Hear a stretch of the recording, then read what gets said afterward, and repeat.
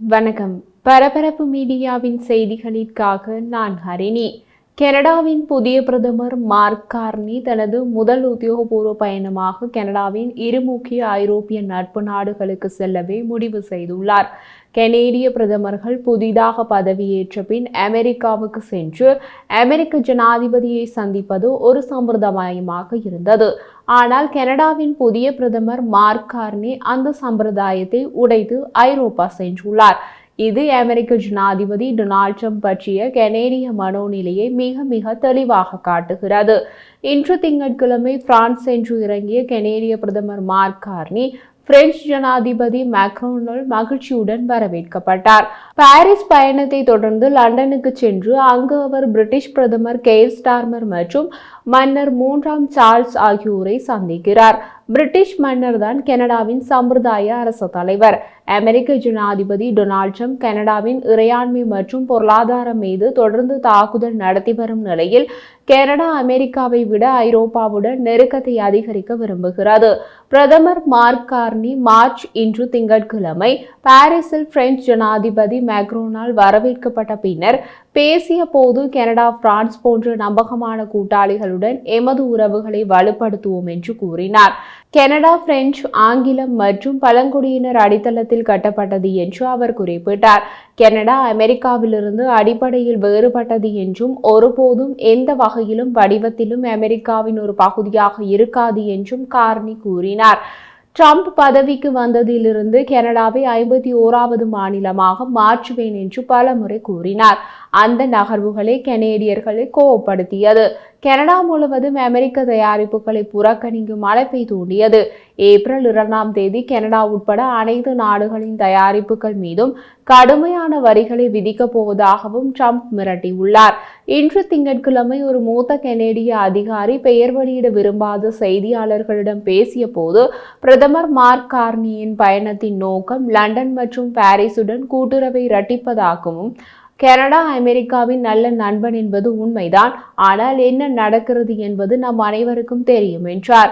பிரதமர் கார்னி முதலில் பிரான்சையும் அடுத்து பிரிட்டனையும் தேர்ந்தெடுத்ததில் ஒரு வரலாற்று பின்னணி உள்ளது. கனடா நூற்றாண்டுக்கு முன் அந்த இரு நாடுகளின் காலனியாக இருந்தது. 1763ஆம் ஆண்டுக்கு முன் இப்போதுள்ள கனடா பிரெஞ்சு காலனியான நியூ பிரான்சின் ஒரு பகுதியாக இருந்தது. 1867ஆம் ஆண்டுக்கு முன்னர் பிரிட்டிஷ் காலனிகளின் தொகுப்பாக இருந்தது. கனடா மட்டுமல்ல, அமெரிக்காவும் ஒரு காலனியாகத்தான் இருந்தது. அமெரிக்கா ஆரம்பத்தில் வட அமெரிக்காவில் நிறுவப்பட்ட 13 பிரிட்டிஷ் காலனிகளை உள்ளடக்கியது. பின்னர் அது கிளர்ச்சி செய்து சுதந்திரத்தை அறிவித்து இன்றுள்ள அமெரிக்காவை உருவாக்கியது.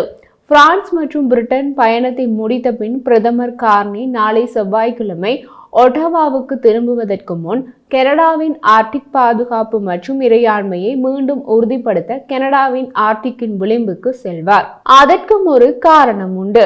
அமெரிக்க ஜனாதிபதி ட்ரம்ப் இப்போது கிரீன்லாந்தை அமெரிக்காவுடன் சேர்க்க போகிறேன் என்று கூறிக்கொண்டிருக்கிறார். கிரீன்லாந்துடன் இணைந்து கனடாவின் ஆர்டிக் பகுதிகள் உள்ளன.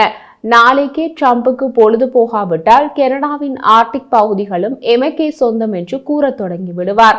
அதனால் பிரதமரின் முதலாவது பயணத்தில் கனடாவின் ஆர்டிக் பகுதிகளும் சேர்க்கப்பட்டுள்ளன. பிரதமர் கார்னியின் முதல் உத்தியோகபூர்வ பயணத்திற்கான இந்த பயண திட்டத்தின் தேர்வு கனடாவின் ஆர்டிக் மற்றும் 2 முன்னாள் காலனித்துவ சக்திகளுடன் கனடாவின் வலுவான தொடர்பை வலியுறுத்துகிறது. கனடா, அமெரிக்கா இரண்டுமே ஐரோப்பிய காலனியாக இருந்த போதிலும் கனடாவுக்கும் அமெரிக்காவுக்கும் இடையே ஒரு முக்கிய வேறுபாடு உண்டு. அமெரிக்கா கிளர்ச்சி செய்து பிரிட்டனில் இருந்து பிரிந்தது. கனடா ஒரு வன்முறை பாணியில் பிரிட்டனில் இருந்து பிரிந்து செல்லவில்லை என்பது அமெரிக்காவுக்கும் கனடாவுக்கும் இடையிலான ஒரு முக்கிய வரலாற்று மற்றும் நிறுவன வேறுபாடு. கனடாவின் புதிய பிரதமர் மார்க் கார்னி அமெரிக்க ஜனாதிபதி ட்ரம்பை சந்திக்க இதுவரை எந்த ஏற்பாடையும் செய்யவில்லை. கனேடிய இறையாண்மைக்கு மதிப்பளித்ததால் ட்ரம்பை சந்திக்க தயார் என கார்னி தெரிவித்துள்ளார். தற்போதைக்கு வாஷிங்டனுக்கு செல்ல திட்டமில்லை என்றும் அவர் கூறிய அவர், இருப்பினும் விரைவில் ஜனாதிபதி ட்ரம்பின் ஒரு தொலைபேசி அழைப்பை எதிர்பார்க்கிறேன். வர்த்தக போரின் வெளிச்சத்தில் அமெரிக்க தயாரிப்பு F-35 போர் விமானங்களை வாங்குவதையும் கனேடிய அரசாங்கம் மதிப்பாய்வு செய்து வருகிறது. அது பற்றிய விரிவான காணொளி ஒன்று பரபரப்பு மீடியா யூடியூப் சேனலில் நேற்று நாம் பதிவேற்றம் செய்திருந்தோம். இதற்கிடையில் F-35 விமானங்களில் கனடாவின் மறுபரிசீலனையுடன் தொடர்புடைய மற்றொரு விஷயமும் பிரதமர் கார்னியின் பிரான்ஸ் பயணத்துடன் இணைக்கப்பட்டுள்ளது. அமெரிக்க ராணுவ சாதனங்களை, முக்கியமாக போர் விமானங்களை வாங்குவதிலிருந்து விலகிச் செல்ல பிரான்சின் நட்பு நாடுகளை வற்புறுத்துவதற்கான முயற்சிகளை மேக்ரோன் தீவிரப்படுத்தி வருகிறார். ஐரோப்பிய பாதுகாப்புகள், அமெரிக்க ஆயுதங்கள், தொழில்நுட்ப ஆதரவு மற்றும் நல்லெண்ணம் ஆகியவற்றின் மீது அதிகமாக சார்ந்திருக்கின்றன என்று ஐரோப்பாவில் இருந்துள்ள கவலைகளுடன் இது ஒத்துப்போகிறது. அதனால் கனேடிய பிரதமரின் முதலாவது வெளிநாட்டு பயணம் பிரான்சுக்கு திட்டமிடப்பட்டதன் மூலம் கனடா அமெரிக்காவுக்கு மற்றொரு சிக்னலையும் கொடுக்கிறது. அமெரிக்க தயாரிப்பு F-35 விமானங்களை கைவிட்டு கனடா ஐரோப்பிய விமானங்களை வாங்கலாம். அது அமெரிக்காவுக்கு சுமார் $70 பில்லியன் இழப்பை ஏற்படுத்தும். ஞாயிற்றுக்கிழமை உக்ரைனிய ஜனாதிபதி வோலோடிமிர் ஜெலன்ஸ்கியுடன் கனேடிய பிரதமர் கார்னி பேசினார். மேலும் இந்த கோடையில் கனடா நடத்தும் G7 உச்சி மாநாட்டுக்கும் அவரை அழைத்தார். கார்னி வார இறுதிக்குள் தேர்தலுக்கு அழைப்பு விடுப்பார் என்று எதிர்பார்க்கப்படுகிறது.